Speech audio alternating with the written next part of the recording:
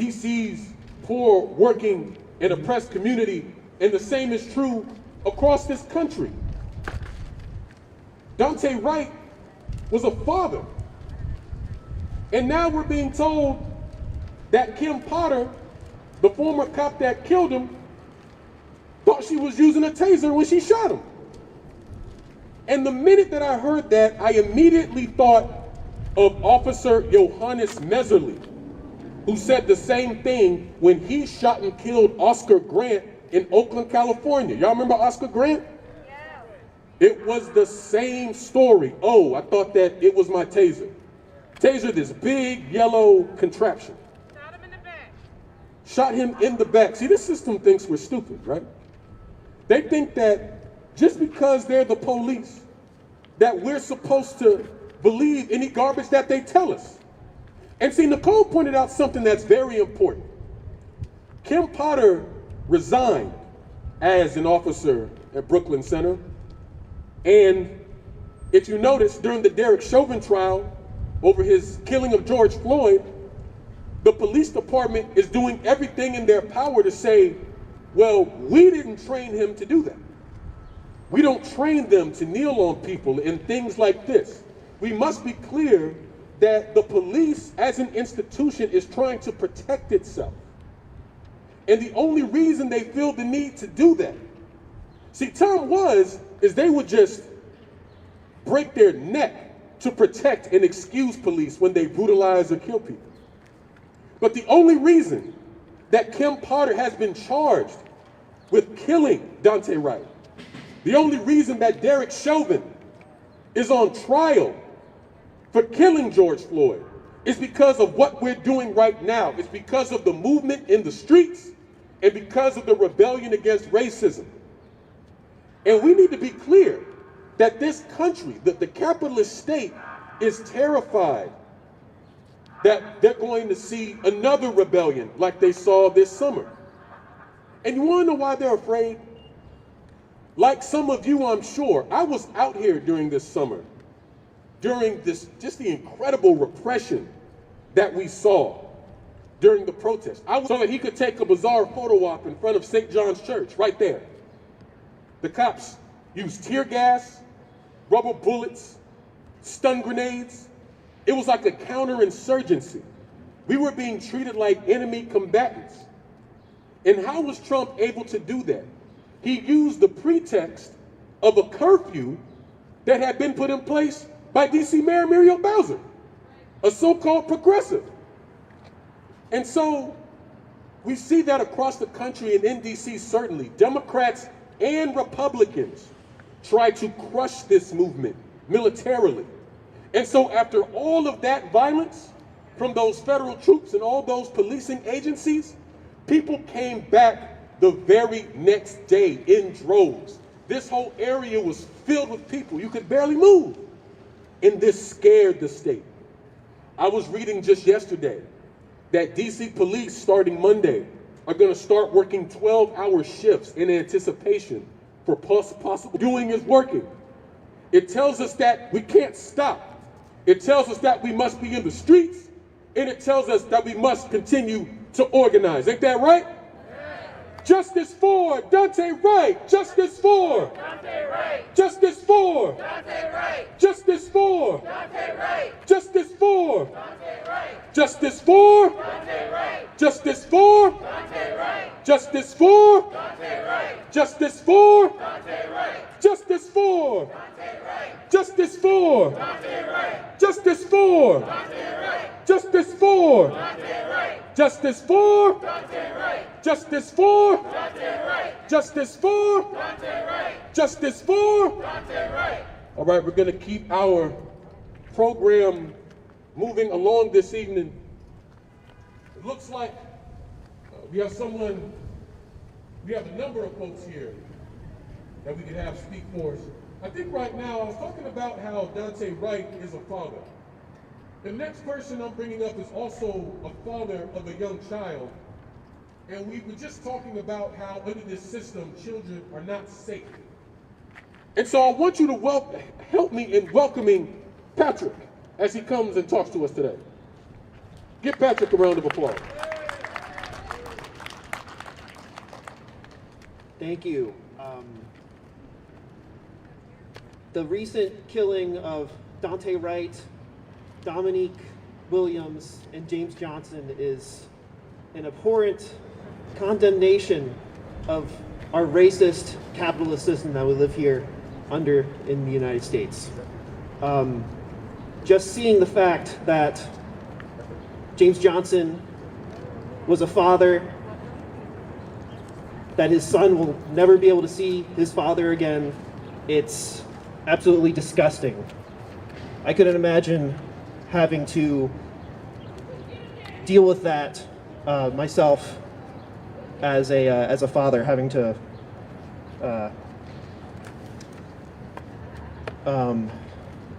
have my family come home to that news that they would never be able to see me again.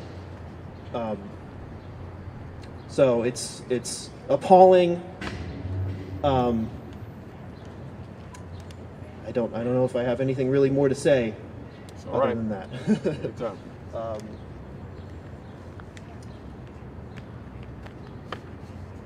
And to think the fact that the money that is being used to bring a war down on Black America is money that would be better spent on schools, healthcare, infrastructure of any kind.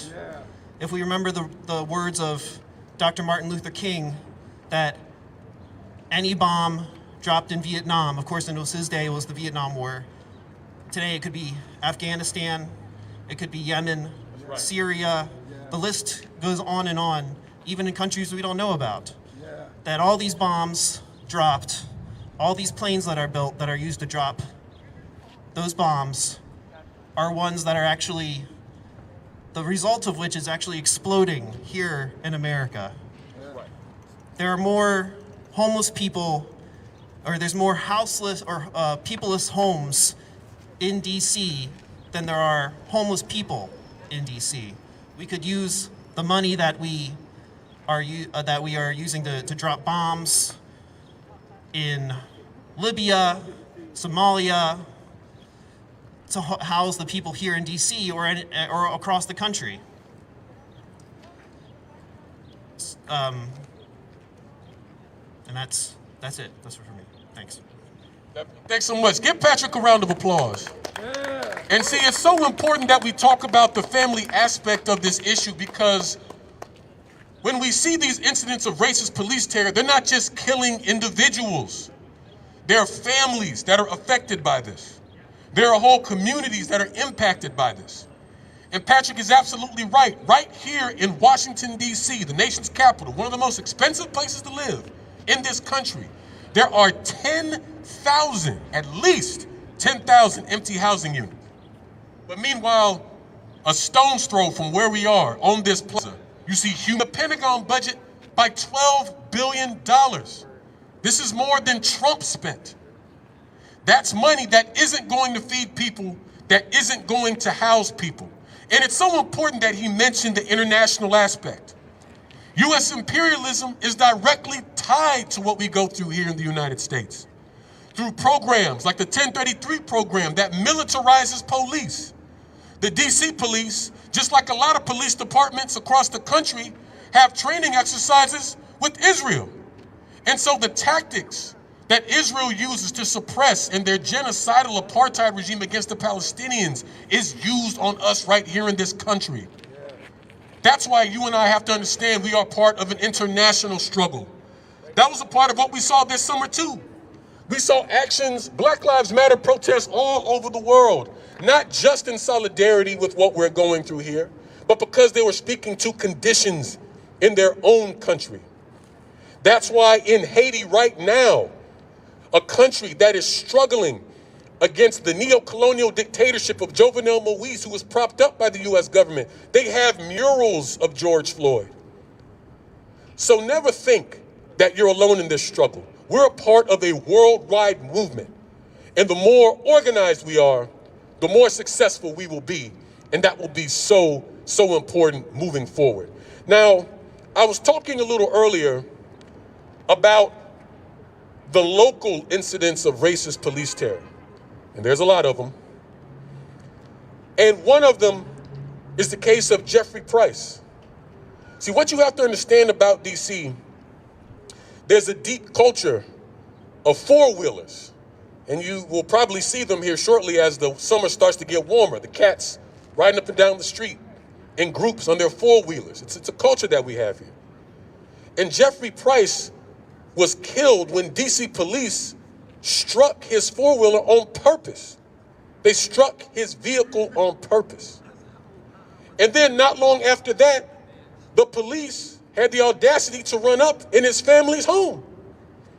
And so we see this kind of abuse happening all the time.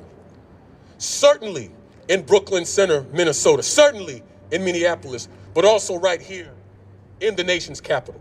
And so to talk more about that, I want to bring up Jeffrey Price's uncle, who has joined us today. So please join me in welcoming Jay Brown. Give Jay a hand as he comes.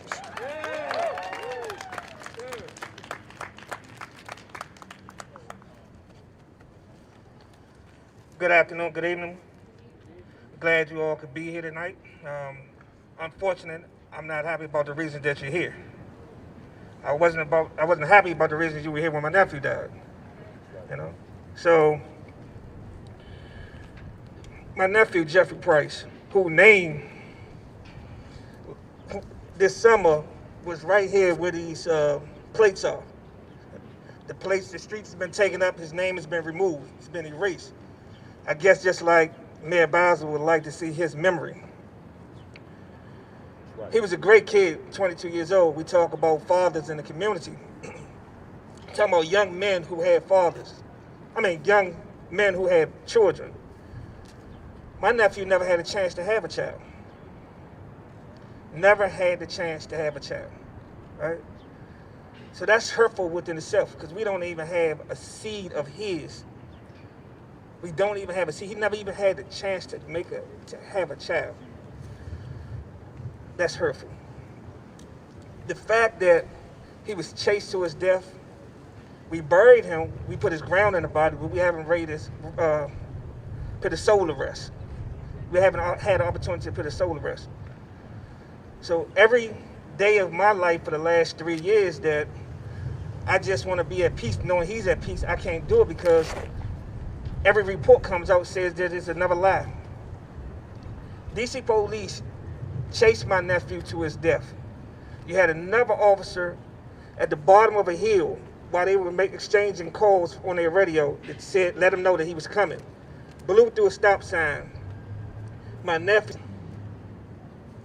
the loss, the hurt and the pain and the power that I have given MPD over the last 3 years. Listen, I'm saying I gave them power because I had emotions that I couldn't control. I gave it to them. I gave it to the mayor. Every frustration that I had, I gave them power over me. I gave them power over my community. And I refused off the map. In the meantime, they're still in my community. Some of these same officers ran up while we were planning my nephew's funeral, after they killed him, while we was planning my nephew's funeral, did a warrantless search. While we were outside, they did a warrantless search. They end up settling that case. That didn't bring us any peace. They didn't bring us any peace at all. So Community Shoulders, my organization, what we do is we try to intervene, we try to inject, we try to do anything possible to limit the contact MPD has with our community.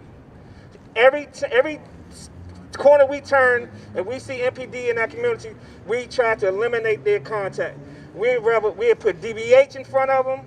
We'll put our organization, anything that we can do to limit the contact. They're the only agency that's 24/7 in our community besides fire and EMS. We do not need MPD to be in our lives. We don't need them to be step parents. We don't need them to be teachers. We don't need them to be social workers. We don't need them to be caseworkers. They are overseers by trade. That's what they are. They're overseers by trade. And that's not what we need in our community. That's right. So my goal is to fill that void in our community where MPD stands and oppresses. And that's the only way that we can do it if we get involved in our community, regardless of what the outcome or the verdict is going to be, we're going to have to keep us safe, because if he goes to jail, there's an element that may come to try to harm us. And if he doesn't go to jail, I hope that we as a community do not give them power and we lose control of our emotions. You're entitled to your emotions, but don't lose control of them. Do not give that power back to them. So I'm asking that you take time to fill that void in your community and take MPD out of your everyday life and the community's everyday life by stepping in any which way you can. If you're a nurse, because a kid don't want to go to school, that's not their job. We don't need them to be around in these situations. We don't need them in schools. Right? We don't need the police in these situations. So please step in, step up, engage your community, figure out what it is that they need, understand your strength, manage your expectations, and just be that means for what I want to say. Just be great and get MPD out the way. All right. Thank you so much, Jay. Give Jay Brown a round of applause. Justice for Jeffrey Price. Justice for Jeffrey Price. Justice for Jeffrey Price. Justice for Jeffrey Price. Justice for Jeffrey Price. Justice for Jeffrey Price. Justice for Jeffrey Price. Justice for Jeffrey Price. Justice for Jeffrey Price. Justice for Jeffrey Price. Justice for Jeffrey Price. As long as we are out here, as long as we are struggling, as long as we are fighting against racist police terror in DC and across this country, we will continue to raise the name of Jeffrey Price. We will not let Jeffrey Price be forgotten. Think of what kind of institution will snatch your life and then run up in your family's house and treat you like the criminal. Let's talk for a moment about DC police. Do you all know that the Metropolitan Police Department has a budget of over $500 million? Talk about it. And what do they do with that money? This is money that just better empowers them to brutalize us, to kill us, and to try to suppress political dissent. Y'all remember the assault on Swan Street from this summer? When protesters were trapped on Swan Street and kettled and gassed and all that? That was DC police. They weren't under the orders of Donald J. Trump. No, they were under the orders of DC Mayor Muriel Bowser, who always supports the police whenever they kill people. It's true when the DC police killed Jeffrey Price, Terrence Sterling, Marquise Austin, Daquan Young, you name it. For the whole of her tenure as mayor, she supported this. Raphael Briscoe, who was killed by the jump outs, which is like our own local version of stop and frisk. And speaking of stop and frisk, this is something else that the DC police do that overwhelmingly impacts black folks. Of all the stops that the DC police took, or conducted, I should say, in 2020, and we know this because of the information that they released, but they only released that information after being sued. They're legally required to release this information, but it took an act of court to get them to do it. But like I was saying, 80% of their stops were black folks.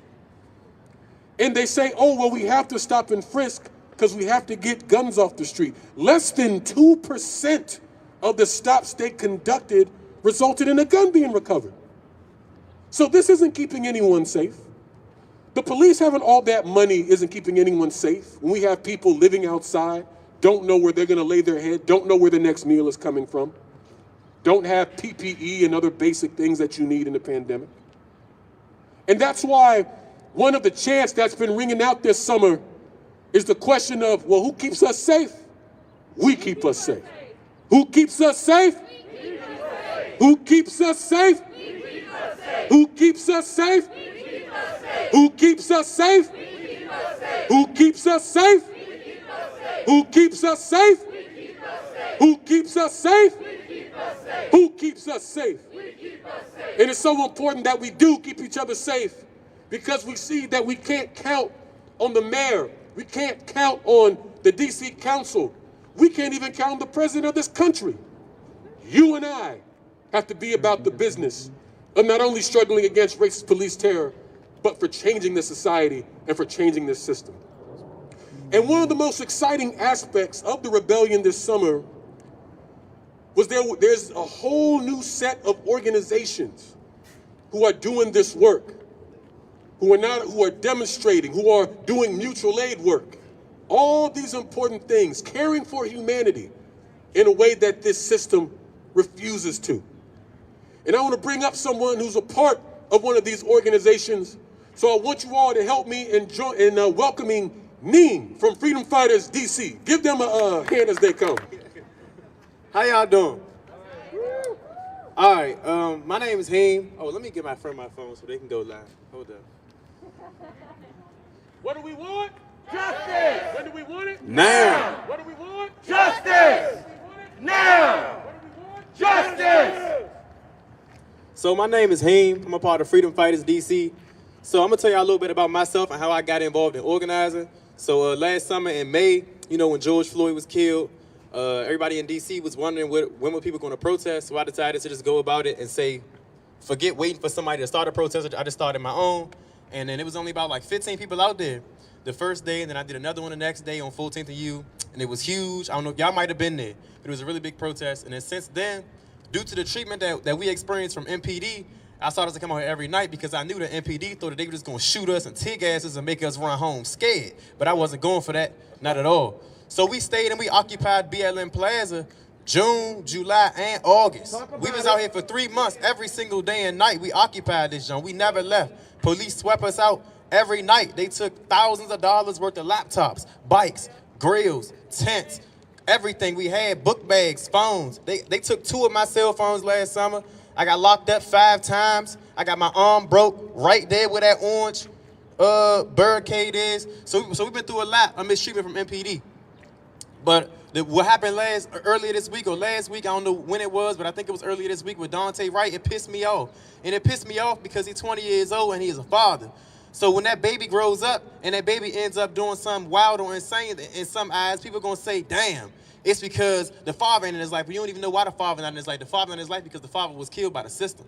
And the system is killing people every single day. In the courtroom, you got people locked up for 20 years facing life sentences for crimes that they didn't commit. But how far are you willing to go for this justice? Because me, I quit my job. Talk about it. I lost my job. Talk about it. Got another job. Talk about it. Quit that one. Talk about it. I done did a lot of things. And when people say revolution, you got to ask yourself, what are you really willing to lose? Because you're going to lose your mental health. You might go crazy some days. You're not going to be able to pay taxes. You're not going to be able to go to work. You're going to lose family and friends because everybody don't agree with you. Talk about I'm it. 21 years old, and I'm ready to dedicate my life to change. And to bring about that change, it's not going to always be pretty, and it's not going to be peaceful. I don't condemn people who loot. I support them for looting. I support people who take matters in their own hands. If you want to set something on fire, go do that. Voting is not going to bring us there. As you can see, y'all, we voted in the new president, Joe Biden, but I told folks straight up, Joe Biden ain't going to do nothing for us because Joe Biden was in office as the vice president when the Black Lives Matter movement started, and ain't nothing changed. We've been protesting for a really long time. How much longer can we protest and march in the streets before people are really ready to get blood on their hands? Because one of these days, it's going to have to come to that. MPD literally are killing people in D.C. Karan Hilton died, and I think it was about December. Karan Hilton died. Karan Hilton didn't die, he was killed, he was murdered on purpose. Deon K was killed, murdered on purpose. Right. Both of them murdered by police officers who've known them for years. Right. And both of those police officers are still getting paid by MPD, our tax dollars. But we occupied this plaza for 3 months, man. Kentucky behind protesting. Kids getting killed all over the world. People got killed when the dude came in there with an AR-15 and shot up a protest. People are dying behind this. Are y'all willing to die for what you believe in? Because I am. It's a lot of people who not going to make it to the end. I may not see the change that I'm fighting for. I may never see it. I'm facing like 5 years in one case. I got 4 open cases right now in 3 different states. I was never arrested at all, never targeted by the police until I started protesting. And I've been in D.C. my whole life. I had my door kicked in once, but I ain't get arrested for that. But I ain't start getting arrested and facing charges until I started standing up for what I believe in. That says a lot about this system. But that's what I expected, and that's what you all should expect too, if you're really serious about the change that you want. Because it's not going to be pretty and it's not going to be fun. It's not going to be a caption on Instagram. You may be sending captions, writing a letter from the jail cell. For real. But I'm with Freedom Fighters DC. We do mutual aid every week. Get us on Instagram if y'all care to donate or come out there and support us. We do mutual aid every single week. Because like I said, and like Black Brother said, like Sean said earlier, we can't expect the government or the police or whoever, the politicians, to give us what we need. We're going to have to do it ourselves. So it's time for us to come together, work together towards what we want to see. And it all starts with ourselves, because I wasn't always like this. I had flaws. I still do. Everybody not perfect. So if you got anything that you know you got a privilege, use your privilege. I'm not the most privileged person here, but I'm privileged to have access to things that others don't have access to. So I share that access with others.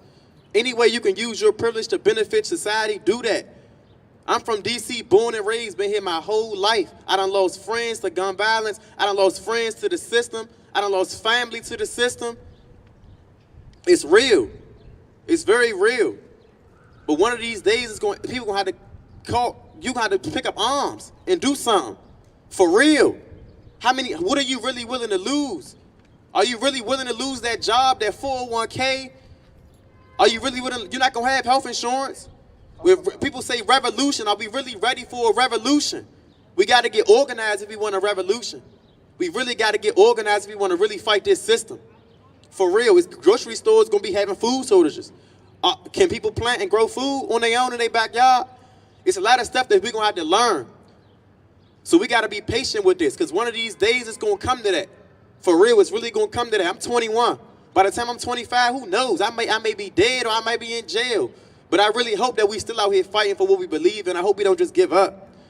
Because I done seen, I think, after Trayvon Martin died, shit just died down. When his case ended and all that. Shit just died down until every time somebody died, people protesting for a week or whatever. We can't just keep protesting for a week or a month. We can't just do that. We got to really bring about change the best way we know how, and that's by everybody pulling in their resources. If you got contacts in Florida, New York, LA, wherever, call them resources and connect, and let's network and let's build for something. For real. We really gonna have to organize as people, black, white, whatever you may be. Whatever you may be. Y'all saw what they did to the Capitol. They ran in the Capitol, police ain't do nothing about it. And folks said, well, if it was black folks, it would have been killed. That was a reason. Hispanic people have been killed for no reason. Our people have been resilient since day one. We've never just sat there and let our oppressors just do us in. We've never been there. This country has been against black people. It's always been for the wealthy and for the white folks. So if you wealthy and you white, I really hope you're using your privilege for real in real life, and you're not just holding a sign sometimes. And I don't mean to shit on y'all enough, and I'm just saying. People dying. People are really dying. It's people going to jail, people facing court. My man got a court date next week. My court date is in like 3 weeks. My friends done went to jail behind protesting. A few of them, 3 of them, have actually done time behind protesting. They out now, thank God. But three people have done time behind protesting. This is real. FBI showing folks my picture in interrogation rooms and shit that I wasn't had nothing to do with. I don't have nothing to do with. It's messed up, but it's real. If you're really about this, you might be facing the same thing. So just be prepared for anything. Be prepared to lose friends. Me, Kevin, Indigo, we lucky to stand here today and be together. Because people, like I said, have lost their lives behind this. Right. And I just really want y'all to think about it before I leave. Like, what are you willing to lose? What are you willing to sacrifice? And my last question is just, what's next? After the protesting, after the verdict, what's next? That's all I got to say. All right, y'all give Heem from Freedom Fighters DC a big round of applause. What do we want? When do we want it? What do we want? When do we want it? What do we want? And when do we want it? I want to thank Heem from Freedom Fighters DC so much for speaking to us today. That's right. Just as a reminder, I'm Sean Blackman. We're here with the Party for Socialism for James Johnson. and Dominique Williams demanding justice for all victims of racist police terror. And I want to say more about this issue of the importance of organizing, because at the end of the day, that is the most important theme. He asked the question, what's next? Because demonstrating is important. Rallying is important. What we're doing today is important. But it's just one spoke in the wheel. And when we see that the state is mobilizing to continue its repression against us, some of you may have seen just today down in Florida, where I'm from, they passed an anti-protest bill that is a direct attack on the movement for Black Lives. That is a direct attack on the progressive movement writ large. And yeah, Florida has a conservative government, but we saw repression right here in DC, and they tell you and me that this city is progressive. So we see that wherever we go, Democrat or Republican, that it's the system that's conspiring to snuff out our lives and to try to take away our voice. And so the only way that we can fight back, the only way that we can really provide each other support is if we organize. That is ultimately the goal, and that is what comes next. So as we keep the program moving this evening, gonna bring up another great local organizer. There's a lot of work around housing and other issues. Please join me in welcoming Cambridge. Please welcome Cambridge as she comes. Hello. My name is Cambridge, as Sean said. I am an organizer in DC. Started organizing last summer as you know, George Floyd was killed by police and decided to get out. And like many of the organizers who stood here today was saying, I had that question as well. What is next? We can't continue just to have rallies and protests in the street. I was also at the vigil yesterday with Dominique Williams and James Johnson, and just those things were reiterated there as well, right? And just thinking about, what does support mean? What does it mean to support our community? What does it mean to be present? And what that means is looking within yourself, as many organizers have said here, and saying, okay, what can I do? What organizations are within my community that I can support? So that's what I begin to do. I begin to work in housing and just seeing also the police terror there, intimidation from cops, intimidating residents, and just seeing also how the system, whether it's the cops, whether it's the developers, right? Seeing how that's all connected, and really being able to put the dots together and engaging with the community and supporting the community through efforts like bringing food, right? That's one way. Using my time, going out to food banks and providing food to residents in need, right? Clothing, things of that nature, supporting them and getting them legal services, right? Trying to support in those efforts. So I think when we begin to say, okay, what is next? We need to just look around our neighborhood and figure out where the need is and begin to do something about it. And if there's not an organization, figure it out. There's tons of resources, okay? And that's all I had to say for today. Thank you so much, Cambridge. Give her a hand. Justice for Dante Wright. Justice for. Justice for. Justice for. Justice for. Justice for. Justice for. Justice for. Justice for. Justice for James Johnson. Justice for James Johnson. Justice for. Justice for. Justice for. Justice for. Justice for. Justice for.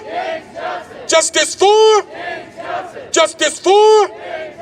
Justice for Dominique Williams. Justice for Dominique Williams. Justice for. Justice for. Justice for. Justice for. You know, another very important part of this struggle is that we're able to tell our own stories about this struggle from our perspective. Because we see the big time mainstream corporate-owned media platforms, the Washington Post, the New York Times, and so on. The Washington Post, by the way, owned by Jeff Bezos, wealthiest man on earth, whose Amazon company just did everything it could to scuttle a Union Drive in Bessemer, Alabama. They're only interested in sensation. They're only interested when the cops are attacking protesters or someone, or something gets set on fire. Only the things that get clicks and ratings and things like that. But no one's talking about the impacts of that repression. The tents being swept up. There were people who weren't even allowed to pass out water for free on this plaza. That's how ridiculous things got. And so it's so important that we have our own platforms, things like Black House News, other independent platforms, Chuck Modi, a journalist that's been out here all the time covering these things. And I want to bring up one such movement journalist that's going to give us her perspective on these issues. And I want you to help me in joining Esther Ivirum as she comes. Please welcome Esther Ivirum as she comes.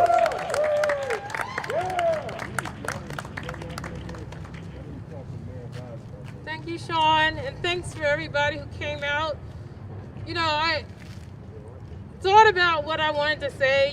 They asked me to come up and say something, and the first thing I thought about is the fact that I don't want to live in a police state.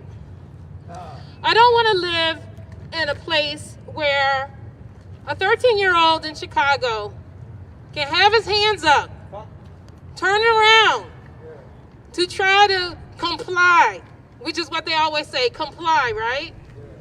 I don't want to live in a place where a 13-year-old can put his hands up, turn around to the police, and be shot to death. Somewhere where Breonna Taylor can be in her bed, coming home from work, working as an essential provider, be shot in her home when someone kicks down her door, comes in her door, like that. I don't want to live where two young men, James Johnson, Dominique Williams, can be shot to death by a man who thinks they are stealing a car. This is a cop who thought they were stealing a car. So I don't want to live in a police state. And right now what we have is a police state. And I was at the vigil last night also, and I really wanted to, I had a chance to talk to one of the family, and I want to, if anybody's here, friends or family, I want to express my condolences because people are on the hashtag, The second thing I wanted to say is that when people said defund the police, the killing of Dominique Williams and James Johnson reminds us that we also need to defund the Pentagon. Yeah. Because a Pentagon police officer shot them to death. Yeah. I don't know why he wasn't on duty. He wasn't near the Pentagon. Maybe he should stay over there at the Pentagon to do whatever he needs to do. Yeah. I don't know why he was shooting people off duty. And it just reminds us that when we say a police state, we're talking about our money. We're talking about our tax dollars. Right. More than 60% of the discretionary budget now going to fund militarism and war, and then how much of our budgets in cities and towns are going to fund police. So when we say defund the police, we also mean defund the Pentagon. This whole militarized policing system that is coming home to kill us here in our own streets. So I wanted to thank everyone for coming out, and I had a poem. I don't know if I can read it and hold the microphone, but I'll try. I can hold it. Okay, I think I got it. But so when George Bush was inaugurated for the second time, and I think that Brian was out here with those people, with those puppets and everything along Pennsylvania Avenue that day. But I wrote this poem called Second Inauguration, and I wanted to read it because it talks about what we're talking about today. How high and sharp the rooftop snipers. How empty and fearful the downtown streets. How many rows deep the local police? How many rows deep the bust-in police? How many rows deep the National Guard? How many rows deep the soldiers? How many rows deep the Secret Service? How many rows deep the service that is no secret? In DC's windswept cold, service to the beast is the easiest job to find, the easiest way to die, the easiest way to kill, the easiest way to silence protesters held behind fences, barricades, and bleachers with marvelous puppets and placards that say no more blood for oil, or Bechtel, Lockheed Martin, Halliburton, the Carlyle Group, Aegis, or Bearing Point. How cordoned off the streets filled with bomb-sniffing dogs, the usual spot for the silver hot dog truck and FBI tourist t-shirts, a command center for thick men in trench coats wearing sunglasses and wires coiling from their ears. How sleek the Cadillac limousine, how direct the flight of an orange before it goes thunk on the limousine side. How quickly the coated, shielded, and fed men speed up the limo and run alongside it.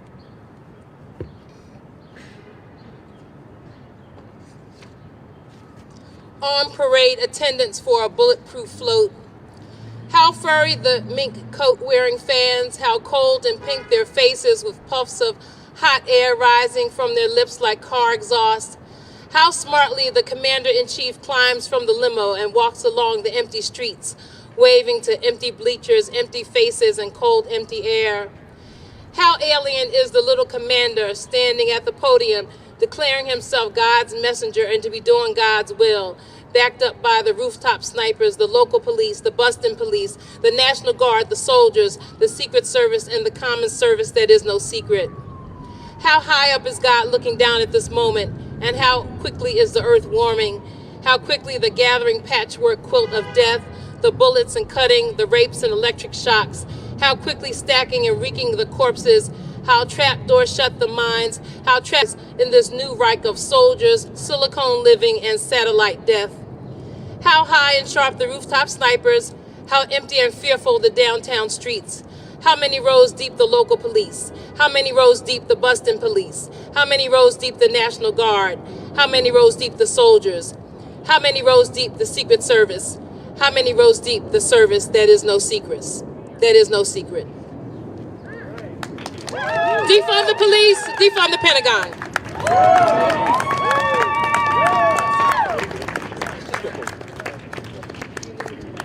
No, you're right. All right, I want to thank Esther Iverum so much for speaking with us today. And I'm so glad that she brought the poetry, she brought the cultural aspect to what we're doing today. Because culture is an important part of struggle.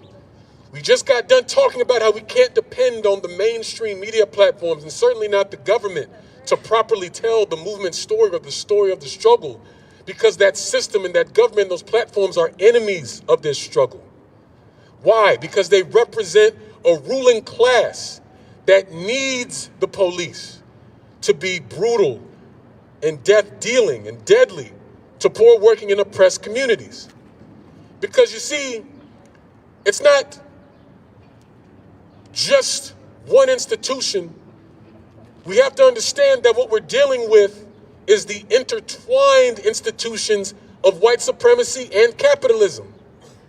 That's why in communities like down in Southeast DC, where I live, that the police are overrepresented. They act as an occupying army. And even though they're there, no one is made more safe. Homicides are on the rise in DC. So if they were doing so good, why do we continue to see these issues go on? And why does this city continue to dump money into this institution that has proven it can't keep anyone safe? It's because the police are the armed wing of the capitalist state. And since we know the police emerged from slavery, their task, their role under this capitalist racist system has always been to surveil, harass, and kill black folks. Because when they say that they protect and serve, that's absolutely true. But what they serve is the interest of the ruling class, and what they protect is their property. And that's true going back to when black folks were the property in this country. This is what we have to understand. And so, as we begin to wrap up tonight, I know it's chilly out here, but make no mistake, we're in the dead heat of a righteous struggle. And so, I want to bring up one of our last speakers for this evening. Please join me in welcoming Nefa Freeman from Pan-African Community Action. Welcome Nefa Freeman as he comes. Thank you, Sean. Thank you, everybody. I want to thank Party for Socialism and Liberation for holding this rally and for inviting us. I almost lost my radical movement card by getting lost coming to Black Lives Plaza. But you know, I'm embarrassed to say that, but it won't happen again, obviously. I want to start by kind of making an announcement before I forget. And a lot of people here, I'm sure, because you know this is an informed group, know about Mumia Abu-Jamal. And Mumia Abu-Jamal also having to undergo heart surgery. He was admitted and has been, you know, inflicted or, you know, with various health disparities, congestive heart failure, COVID-19, the remnants of hepatitis C. And those who may not know, I'll just really quick, as Mumia Abu-Jamal is one of the longest held political prisoners in the U.S. He's also a journalist, radical journalist, a former Black Panther Party member, and he's innocent of the crimes that they're accusing him of killing a police officer. And it's not just Mumia, it's all the political prisoners, our freedom fighters from back in the Black Power and Civil Rights era, who a lot of them, they're the longest held political prisoners in the world, right? In the United States, talking about you don't have no political prisoners, and it's the beacon of human rights and democracy around the world, when it's exactly the opposite. It thwarts movements for democracy around the world. It tries to protect, as Sean said, its capitalist, and we should add imperialist interests around the world. That's right. And the working class people are the victims of the United States foreign policy agenda. And the mirror of that United States foreign policy agenda is the domestic agenda. They have to keep the working class, particularly black and brown people in the United States, the colonized of settler colonialism and capitalism and patriarchy. They have to keep us down. I'm really proud of everybody who's out here, because that means we're the conscious folks that are rising up, that make them nervous, that make them have to keep in place a police force. That's what it's for. It's to protect and preserve the settler colonialist project, which is the three-headed hydra of capitalism, white supremacy, and patriarchy. Before I get too far on that, I want to announce that on Mumia's birthday, his 67th birthday, April 24th, the weekend of April 24th and April 25th, Pan-African Community Action and Black Lives Matter DC, I have a number of these flyers and I can give them out after I get here, is organizing a rally for two-day event for Mumia on his birthday weekend. It's Saturday the 24th and Sunday the 25th. Anacostia Park is the first day, and Starburst Plaza in Northeast is the second day. And we want to encourage people to come out and support Mumia. And as Mumia would want us to say, support all political prisoners, we say, what's the call? Free them all! And so we want to also get to the topic at hand here. The reason why they keep killing us, and some people who may not be completely clear on the nature of this system are protesting and everything. And that's because this system is on its last leg. They want us to believe, and they want people to believe it's all powerful, it's all, pervasive. It is all pervasive. I can't really argue with that. But it's on its last leg. It's an unsustainable system, and it thrives off of the super and hyper exploitation of individuals in the planet, of people in the planet. And the most bottom rung are the non-white people, working class of this world, right? And as it becomes unsustainable, and people like you all see through the hype and understand that it has to be brought down, then they intensify their repression. They can only hire more police. They can only create more surveillance. They can only sprinkle the world with military bases, over 800 military bases all throughout the world. So the military is the counterpart to what the police do here. And we have to be concerned with foreign policy issues. Even if you're really just a Joe Blow working class person, you might not see the connection between the militarization and the continuation of military occupation in, say, Afghanistan, and then the militarization of the police here. They got a program that authorizes the ain't 100 days yet, and he's increased the transfer of militarized weapons to the local police force. The only difference between Trump and Biden is how they talk. You know, about it. one will smile in your face, and the other one just tells you exactly what he's about. But they also know that as the system is on its last leg, it must shore up. Because it can't do like other countries try to find a way and what people do in the world. There's other countries in the world that are exemplifying cooperation, right? Around the pandemic, around even economic things. It may not be always the best, whatever, but it's cooperation. The United States can't compete with any other type of economies, particularly socialist economies. So its only response is repression, is dominance, it's mass incarceration, it's dropping bombs on little babies, right? In fact, I'm probably preaching to the choir now, but a prerequisite for the job to be the president of the United States is to be able to drop bombs on innocent women, children, and men around the world. If you can't do that, the Democratic Party and the Republican Party will make sure you will not be the president of the United States. It's just that, it just has to be that way. That's just the nature of this system, right? That's why they make sure other parties are locked out of the process, of electoral process of running for campaigns, running for president, for anything else. And so we have to organize, we have to make unabashed stands against imperialism, against projects like the 1033 program. Right. We don't say defund the 1033 program, we say abolish it. Talk about it. You know, I'm talking on behalf of Black Alliance for Peace and Pan-African Community Action.